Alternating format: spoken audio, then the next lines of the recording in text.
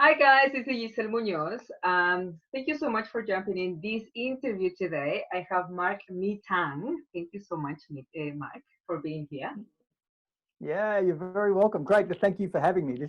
I'm really looking forward to this. You're a force to be reckoned with, a great force for good in the world. So it's always great to sit down and chat.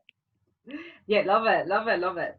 So who is Marc again? So he is a relationship coach for couples, and he has been a life coach for 15 years, and as well, he's a student of life.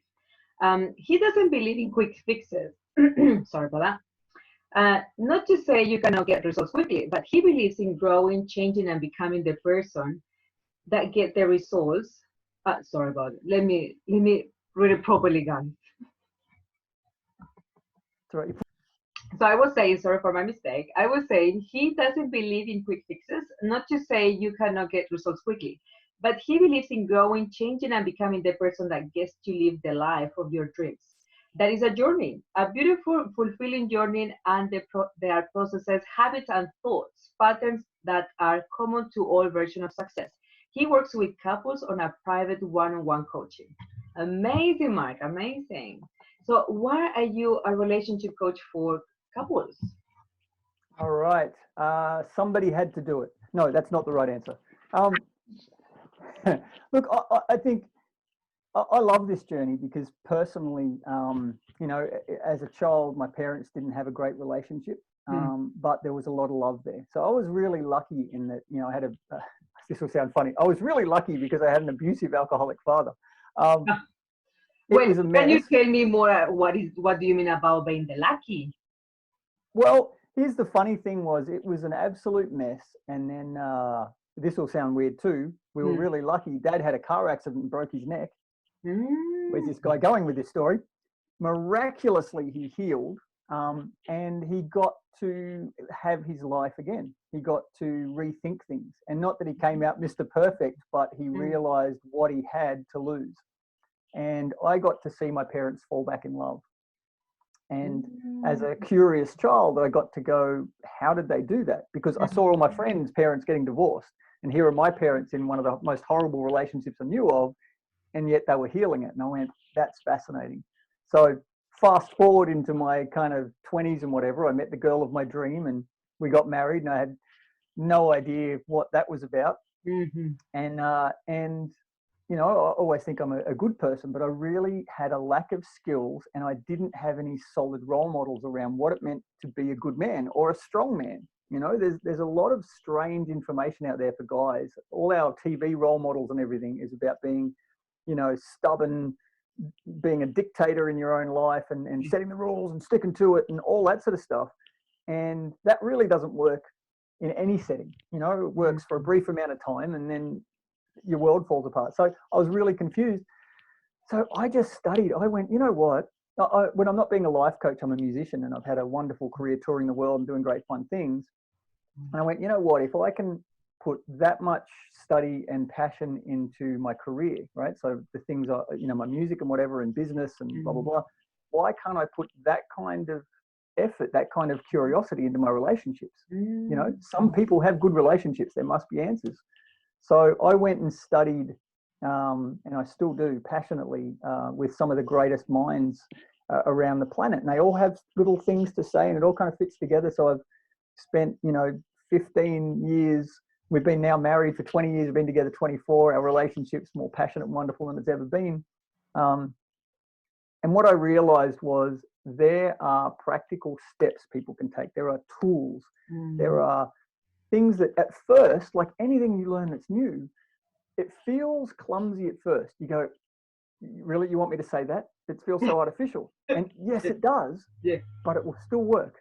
yeah. And sometimes in a relationship, just saying to the other person, I actually don't know what I'm doing, but what I am doing is I'm going to try something new. This matters enough that I'm going to go out on a limb here and try something clumsy. And even that is a beautiful message. So, I just got really passionate about coaching the couples and really getting the masculine and the feminine to understand how each other communicates and works because look, most people, their biggest concern is money, right? If you said what's stressing you, they say money. And I go, okay, here's the interesting thing, right? Here's the secret: is money is an energy. Money is an amplifier. If you're feeling not great, right? If your sense of self-worth is like, oh God, I'm not even good enough to hold a relationship together, and I'm not, that comes across with your money. You know, you'll either have some, but you're working obsessively to get it, or it keeps coming in and just going whoop straight back out. So at first I started working people on their businesses. I'm a bit of an entrepreneur. I've run lots of businesses in you know, arts and entertainment and all sorts of things. And I started working on that level because that's what people said they wanted. But every single time, from CEOs down to just people trying to get off unemployment benefits, every single time it came back down to the quality of their relationships. And I found that fascinating. If you can get that right, if you can get just a base to grow from, you know, and develop that support and that sense of, yeah, I've got this, you know, because when you come together, there's, you know, the power of two people coming together is greater than just the two people, and amazing things can happen. So it just lights up my world. I have the best job in the world. You know, I sit down with two people who are in pain and feel hopeless, and then within usually a pretty short space of time, not only are we getting, you know, some chemistry back in their relationship, things are feeling good, their finances go well, their businesses prosper, their kids are happy, their health starts to come together, and you just watch, you know, beautiful, amazing people find their potential and become who they really are, you know. So that's why I'm a relationship coach, because I love it. Amazing, especially it's like you are helping the couple, you know. And in my case, I help women only. And so in your case, you are helping the couple, so you can see straight away what is happening. But this is the couple who want to fix it, isn't it? Who want to save the relationship, isn't it? Well, and you know what's interesting is, and this is hard to hear at first, you know, until you start maybe doing some of this work. Sometimes it's hard to hear, but in a relationship, what people often do is they say, I want a relationship. I want someone to make me feel happy. I want, you know, this romantic ideal that will finally bring me joy. The truth of it is that the ideal relationship is two people who have worked on their own happiness coming together to share it. So when I work with couples, I tend to work with them separately and together, because we're all individuals. We all have our own baggage, and we're getting in our way in you know, I tend to find we all think we're very original, but there's probably about 5 areas in our life where human beings, we all make exactly the same mistakes. It's just the way we express it, the way it happens in our world is uniquely artistic and messed up, right? But fundamentally, there's some building blocks we need to address. And so I love, look, you know, I'll make big generalizations here, but the masculine, so not just necessarily men, right? I'm talking any couples, you know, often, you know, a woman can become very masculine out of, energy. You know, yeah, exactly. It's an energy and it's an attitude, right? So, and we all have feminine and masculine within us. But the feminine energy I always describe as being, you know, it talks in poetry, right? So it's much more about how something feels, and hoping to be noticed and hoping to be interpreted the right way, right? And men are a little less poetic, right? Men respond to instruction manuals, that masculine energy, right? And this can be the same for a woman who's in a masculine energy at that time. Maybe she's kicking off a business and she's just doing that hunt and kill thing, right? And she'll be the same. That work well, you know, the list, right? Okay, here's the list. Mechanical instruction manual, get it done, let's go. So that masculine energy misinterprets that feminine energy, right? The feminine energy will say, why haven't you cleaned the dishes? And men will go, all right, you want me to clean the dishes? Okay.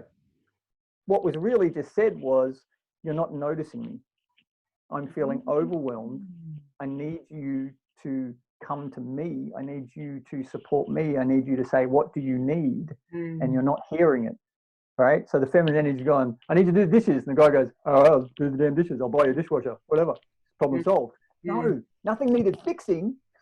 She wanted your presence, right? So healing some of that language in that couple setting, wow, you can change your world literally that day. You know, it's so much fun. That is amazing, amazing, amazing. Because I want to know more what you do, and I want you to give me a couple of examples as well, like what men have to say. Because you were saying is like, oh, they have to say this sentence when the woman is this way, Yeah, and yeah. when the man is this way, the woman needs to say this sentence. So in the beginning, of course, it's like, what? Do you want me to say Yeah. that? And yeah, tell me more about that. All right. Well, look, this is where this is really fun, right? And I think the thing is, when there are struggles in our life, we tend to go, right, I have to take this seriously, and Yeah. this is serious face, right? But serious face can be laughing at the same time, right? Serious just means I'm committed. I will follow this through, and why not follow it through with a smile on your face? Yeah. So rather than fumbling around and guessing, right? Mm. There's a few phrases. There's literally phrases that can be said, and there's no cloak and daggers. I say that I often get the men to take action first because Mm. I know within myself as a man and just working with all these husbands and whatever Mm. that if a man feels hopeless, if he's tried everything, right? So men our go-to place is fix it, work harder, right? And if fixing it and working harder hasn't worked, I got nothing. I don't know what else to do, right? Mm. And if you do that for 2 years, 5 years, 10 years, 20 years, and you still haven't been enough for your woman, right? For your other half, your partner, that masculine energy loses hope. And generally it becomes a worse version of themselves, right? When you don't feel like anything you do will ever be enough, it's a dark place to go to. So um, just by giving a man a script, so an instruction manual, right? And saying, now, a whole bunch of stuff will happen from that, right? All of a sudden, things start to fall in place. You start to feel a little more successful in this realm, and you ask different questions, and that opens up to a whole other, kind of journey of communication and realizing that you actually have some skills. But initially, I literally I start with the fella because he's usually the most lost, because women will, that feminine energy will always want the connection, whereas the masculine energy goes, I'm going lone wolf. Mm. Nobody wants me, I'm going, right? So I'll start there, and here's really what it, we don't have like hours here, right? So what it boils down to is she needs to know, that feminine energy needs to know that being all of herself is what the world needs, right? Amazing. Chemically, mechanically, right? Women go through these massive hormonal shifts that don't allow them to filter out what they're feeling.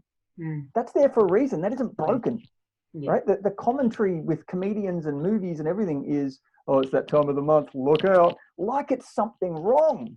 Yeah. Yeah. You know, Yeah. And when you can't, and there is sorry, yeah, judgment for women as well.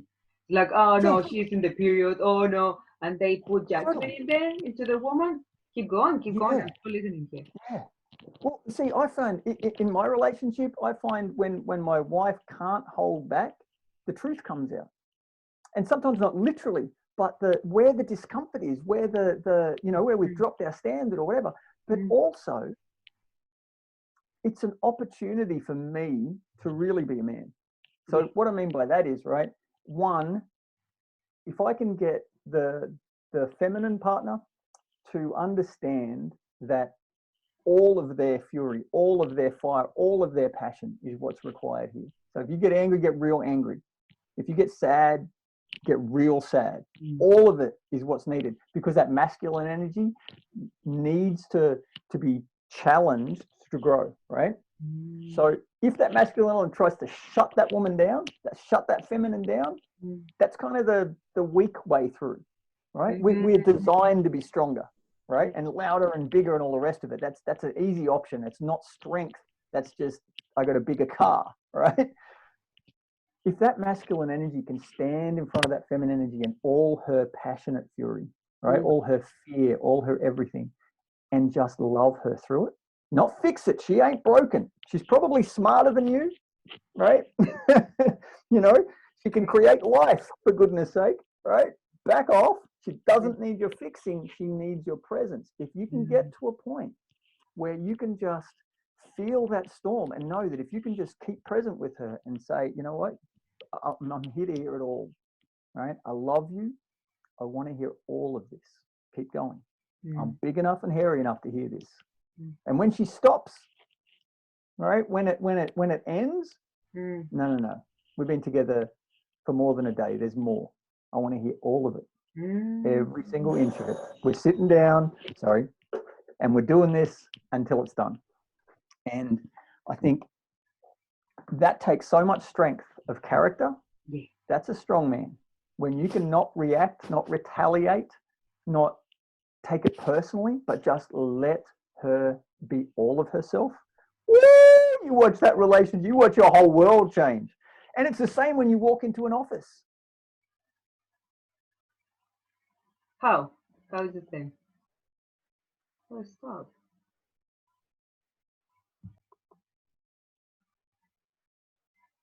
You're going to hit me with a question, right?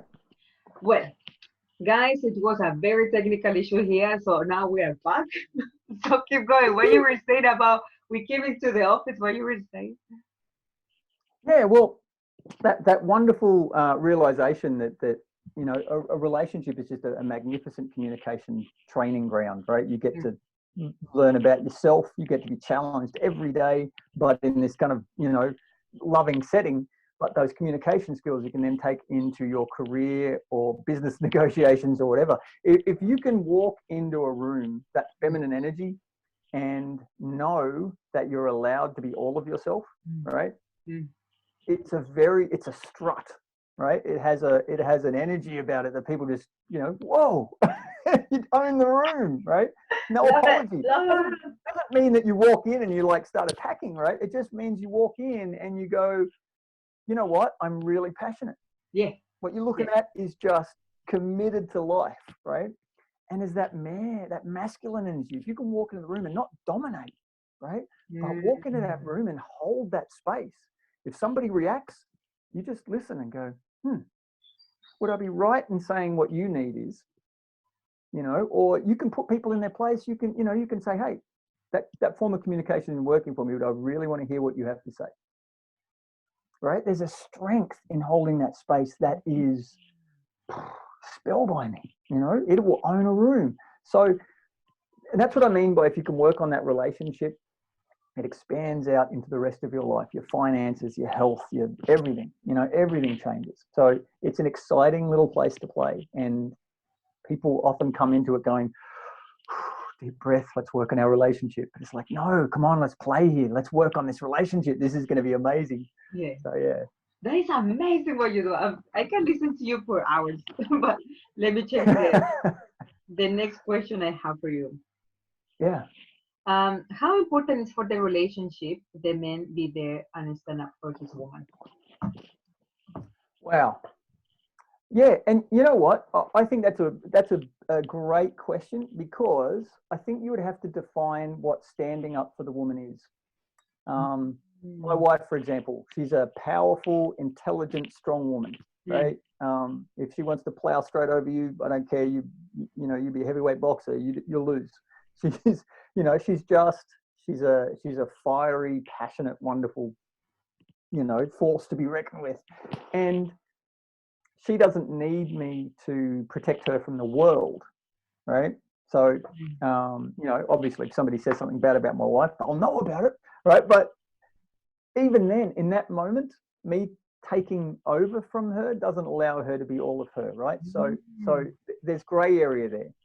What she needs from me is to champion her, you know, and to let her know that all of who she is what I'm after. All of it.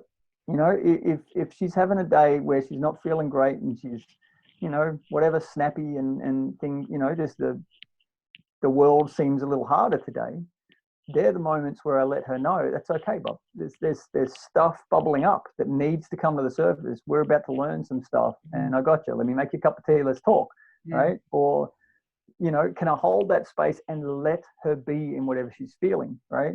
That's standing up for her. That's making her enough, more than enough. That's making her vital for me to be the man that I want to be. You know, for me, that's standing up for her. It's not towering over her and saying, I'll protect you, because that assumes that she's too weak to protect herself, right? Interesting. This is so good because as well, what you're doing is allowing something that never was allowed. It's Yes. allowed. Always, women, we have been judged, we have been criticized, and between each other, sometimes we do the same. And from somehow, I feel the feminism, sincerely, I don't know much about it. And women try to stand up for ourselves, but somehow we develop more masculine energy instead of being more into our feminine energy, and just to allow being ourselves. This is so Yeah. good what you are sharing with us. I love it. Yeah, nice. Yeah, and it, you know, and it's a. The other thing I'll add is it's a practice. You know, it's something that you don't get done. You know, this is something that you will always keep expanding into. I mean, that's the meaning of life, right? Keep expanding and sharing. And then humanity as a whole evolves, right? But so does your relationship, so do you. So it's not like one day you wake up and go, whoa, I'm an expert at this, right? No.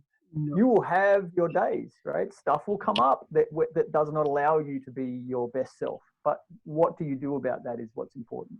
You know, how quickly do you get back to your best self? And, you know, it's not about falling down.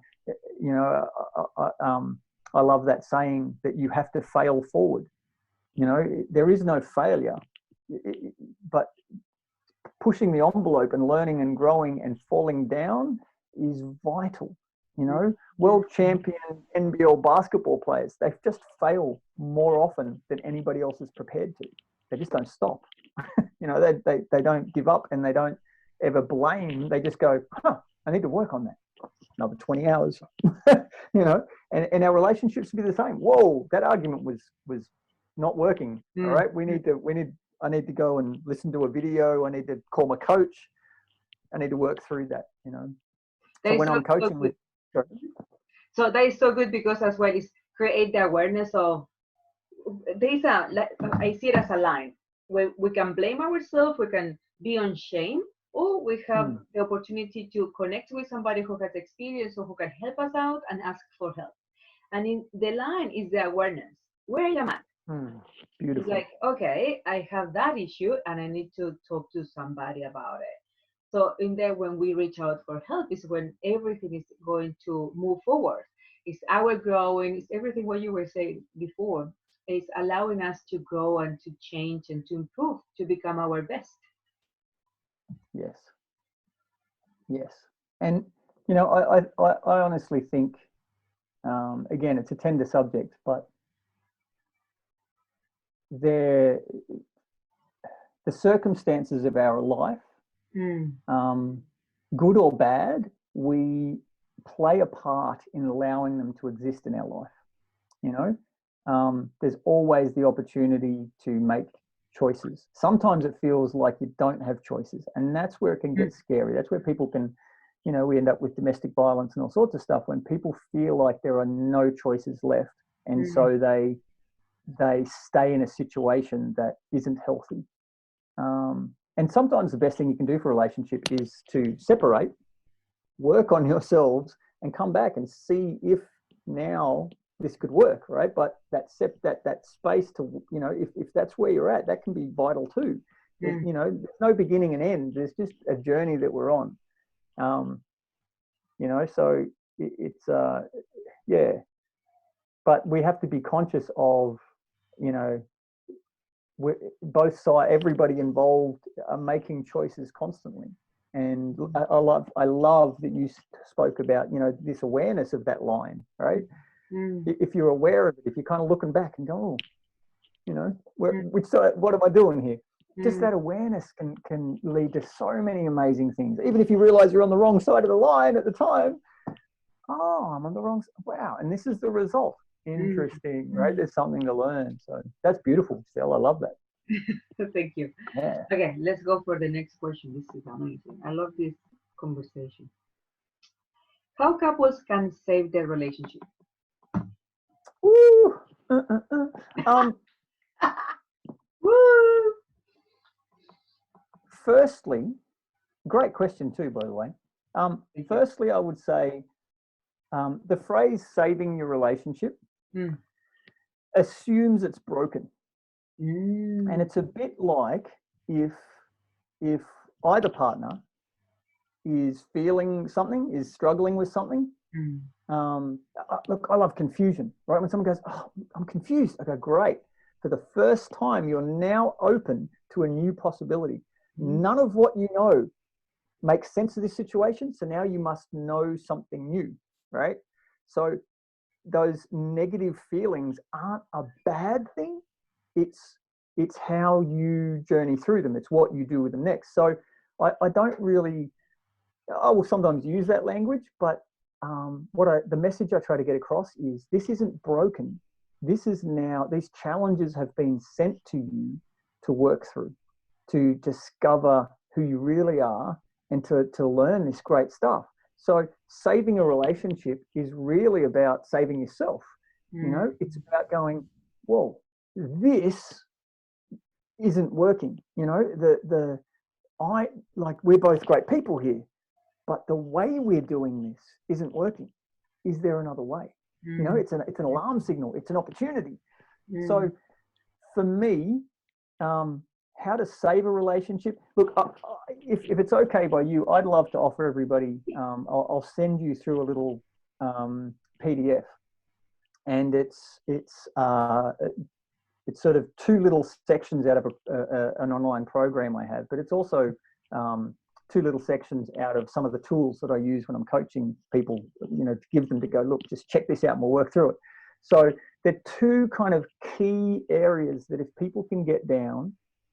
You can literally make changes that day. Like your relationship will just transform, and I don't care where it's at. Like, you know, I've got some of my clients at the moment. When we started, they were right in the middle of a domestic violence situation. It was nasty. The love was there, but the loss of hope and the anger and everything was so obtuse that from both parties there was a lot of aggression, and it was nasty. But we could literally get to a place within about half an hour where that started to change dramatically, and it never came back, you know, and it's just that awareness thing. So the two tools are, I can't speak now, the two tools are, one, right, just understanding that fundamental aspect that the feminine energy needs to be noticed and speaks in poetry, does not need fixing, needs understanding, just needs presence. Even if you don't understand, be present and go on the journey, right? And the masculine energy needs to know he's enough. He needs acceptance, right? Often what happens is the feminine energy is so frustrated and so tired from the masculine energy not noticing them that even if he tries and gets it wrong, rah, right? If he gets one thing right, it's like, well, I'm not going to compliment you. I don't want you to get a big head about it, because then you won't keep trying. That's not true. The more you compliment him, the more he will rise up and go, I can be here for my woman, right? And it's a misconception. If we can start to nail that, you know, masculine, notice, spend time, be present. Feminine, accept and celebrate the little wins, and they will grow, right? So that's one. That's kind of concept one. And the second one is how to build trust. People think it's big grand gestures, right? People think it's you know, saving you from a bus hitting you as you're crossing the road or something, right? And now you must trust me, I saved your life. No, it's not the big stuff, you know. It's literally the tiniest things that you know, it's death by 1,000 cuts. So I get people to build trust within themselves first, and then between them and their partner. And that starts with really simple things like setting realistic expectations and not making promises that you don't 100% know you can keep. So if I say I'm going to be there at 7, I'm there at 7. Or don't say it. Or ring in advance. Ring and say, hey, something's come up. I'm not going to make it by 7, but you are so important in my life that I wanted to let you know straight away, right? And I'll call you as soon as I know I can get there. That's very different from turning up at 7:30 and then having your partner go, you know, where were you? We said 7. Mm-hmm. It seems tiny, but there's like 100 of those in a day. All right. And it adds up over years. We're now talking tens of thousands of times that trust was betrayed. Now it feels monstrosity big, you know, now it's gigantic. So it's that, you know, if we can notice and celebrate, and if we can just, if you can't make the promise, just say, you know what, I will do my best to be there at 7. I can't, you know, there's so many variables, but you're a real priority. If I can't be there at 7, I'll ring you. Beautiful. Thank you. That's, I feel noticed, right? Not, yeah, I'll be there at 7. 8 o'clock, 9 o'clock rolls around. You know, it's exactly. It just eats trust like nothing else. You know, and if you do the little trust building things and then stuff something big up, it's like, it's all right, babe. I get it. We all make mistakes. Nothing happens, right? Amazing. It's little things. So guys, remember, Marc said he was going to give it to you. I'm going to put everything about Marc, how you can find him, website, Facebook, everything on his social media, down in the description below. If you want that, I'm going to find a way how can I put it in there, or you can ask him directly. So that is so good, so good. All right. And I want everybody to have that, so like that they have the awareness of, now I get it about my relationship, you know. So true. Yeah, it's a cool little tool. Amazing tool. It's already a goal. Like, I want to see that. I want to get a home with myself, you know. Okay. Yeah. So where people can find you? Wait, all right. So find you? Yeah. Yeah, you found me. So my business is called Amplified Life Coaching. So I have a website, which is amplifiedlifecoaching.com. It's a little play on words. I've been a musician for a lot of years, so I just thought it was, you know, let's amplify our life. Yeah. And you can drop by my Facebook page. If you've watched this video and you've got any questions, feel free to swing by and hit me up with, you know, whatever. So, and again, that's just facebook.com/amplified life coaching. Amazing. I'll tell you guys about one more little resource. Just because we're actually just launching this new little business, and we didn't realize the impact it was going to have on families under stress until we launched it. And the feedback has been mind-blowing. We're literally giving away, you know, a lot of product to foster families and you know, people who are really struggling at the moment. We're just giving it away because the effect has been so massive that we just went, wow, I can't not let people not have this, you know. So what it is since my little boy is now 11, when he turned 1, our life was a little complicated. He had some health stuff. He was a super sensitive little boy. And I went, how do I teach him, or how do I assure him that he's enough? How do I teach him some life skills? How do I get him to learn emotional management? You know, how not to react and blow up about things, but to, you know, not control himself, but resource himself emotionally. You know, all these little life lessons. I saw him kind of stumbling and being fearful and in pain, and I went, man, you can't lecture a child, right? So being a bit of a storyteller, I started telling him stories.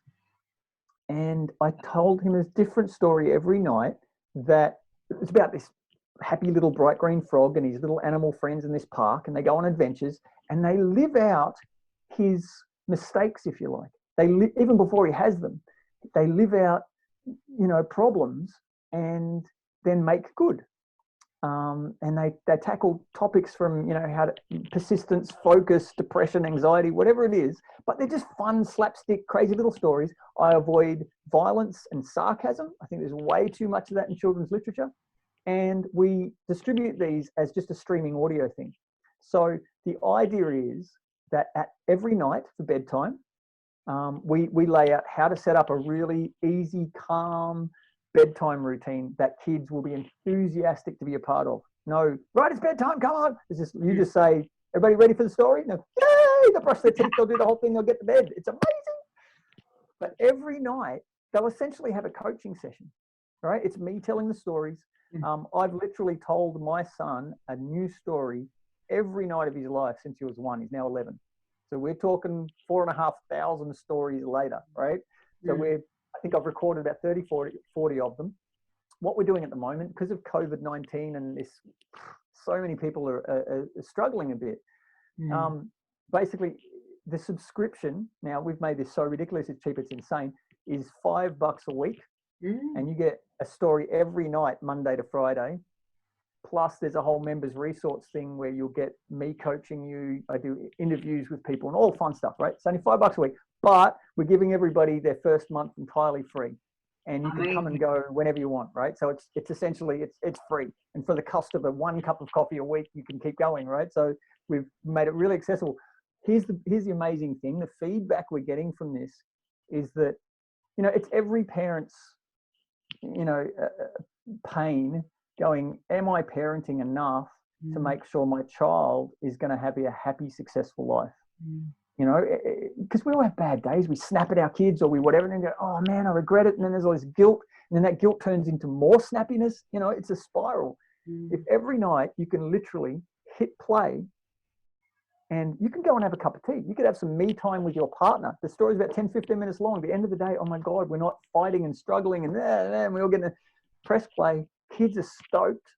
You're in there having a cup of tea, or you end up snuggling up in bed with them and listening to this good quality kind of information, just a reaffirmation that life can be good. And it's just transforming families. It's so much fun. It's so simple, right? We wanted to create something that took no effort, no time. You know, you didn't have to master anything. It's just like, oh, there's my new story, play, done. Right? It's amazing. That is really, really good. So amazing. I would love to hear those stories. And where people can find that. All right. So this is called Happy Stories. The little bright green frog, the star of the show, his name is Happy. Right? So it's happystories.com. And again, just you cruise along to the website and you get your first month for free. So, okay, I will put it in the description below as well, guys. If you know somebody who has kids and who need this, you share the video and subscribe to my channel for more interviews as well. Thank you so much, Marc. I'm going to subscribe to your channel because I love your questions and I love your responses, and I can tell you're going to have some incredible content on your channel. Like I'm seriously going to tune in and learn some stuff because it's I think what you're doing is magnificent. It's great. Yeah, thank you. So thank you, Marc, for being here with us today. I really appreciate it. Yeah, look, thanks for having me. What a ride. Great fun. Amazing. So thank you so much, guys, for watching this video. Remember, subscribe to the channel, press like, write in the comments below if you have any questions, or if you want to connect with Marc, go to the description below and you can connect with him. Thank you and see you next time. Bye. Bye now.